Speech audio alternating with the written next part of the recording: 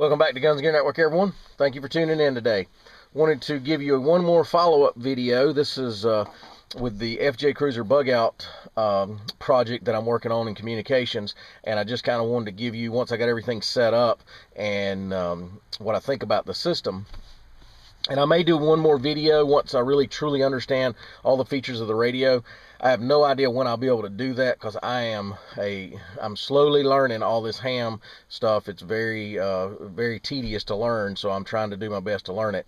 I know the basics, again, just enough to be dangerous, but yet feel like I've gained enough knowledge that now I can at least be able to hear and communicate if need be. I'm just hoping to get a lot better at the communication side. So anyway, first thing I want to do is thank Iridium 242 over at his channel for helping me get this project set up. He helped me with antenna selection. Very knowledgeable guy. He helped me with programming the other night on the phone. Spent, better part of an hour off and on because I had some issues with Chirp software trying to get everything done. I did program this with Chirp software. There was a few glitches that I had to work through. One thing I will tell you, if you're going to use Chirp with this system, you have to have a 12-volt source. At first, we thought that you could just plug the programming cable into your computer, and that would not only program it, but also power the radio up to be able to do that. You cannot do that.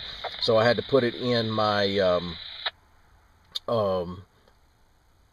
into my laptop and then bring it out here, plug in the 12-volt source, and then be able to do the programming. So what I did was I took my UV5R, and I already had it programmed the way I wanted, and I took that information and I programmed it into this radio, so it'll be duplicates. And then I have the 888S radios that have about 16 channels, and all three of this one, the UV5R, all can communicate along with all my 888Ss on certain channels.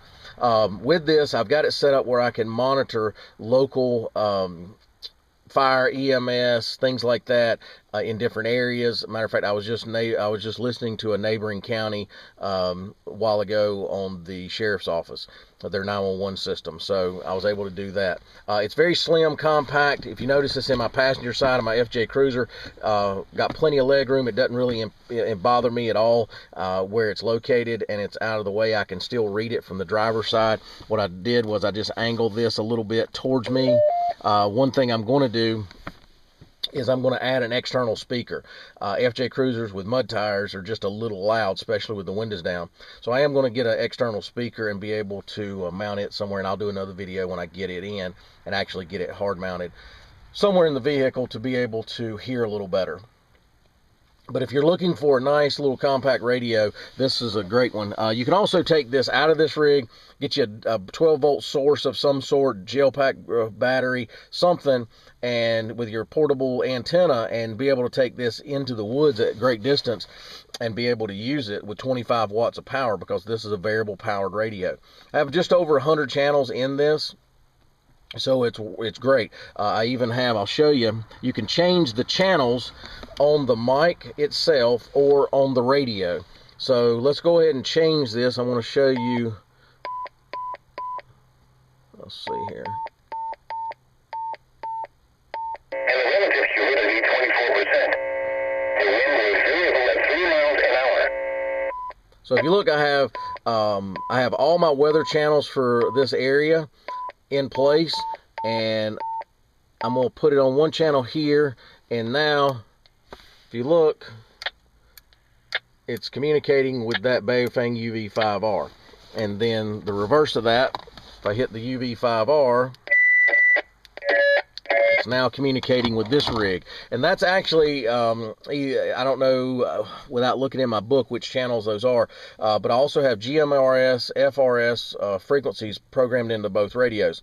Yes, I know that you're not supposed to communicate with these rigs in that frequency, but I did, even if I'm just monitoring those frequencies, because the GMRS, FRS frequencies are the ones that are non-licensed, and everybody can use them with some basic just buying it from the local stores without any issues that way. So anyway, guys, just wanted to kind of fill you in and where I was. I want to give a big thanks to Iridium 242 over his channel. He's been awesome. And again, I don't know a whole lot about ham. If you got any questions, post them below. I'll be glad to try helping you answer those or get you the answers if I can. But again, I'm still learning, and that's the good thing about prepping and survival and stuff. You just have to do a lot of research and just practice and learn the skills. And communications is one of the things I know is very important in prepping and survival, and that's one of the skills I've tried building over the last few years.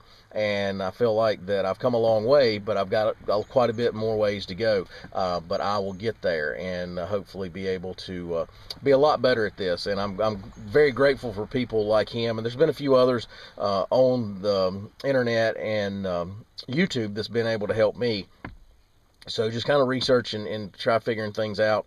Usually you can kind of work your way through it. But I'm super happy with the setup. I think once I'm able to really understand the radio and all its functions and features, I should be fine with it. So far, I've been able to monitor.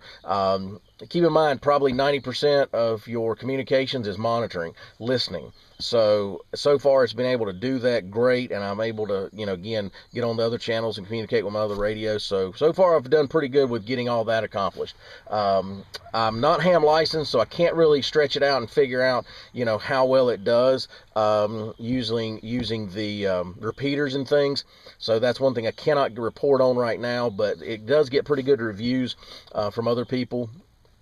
With the right antennas and everything.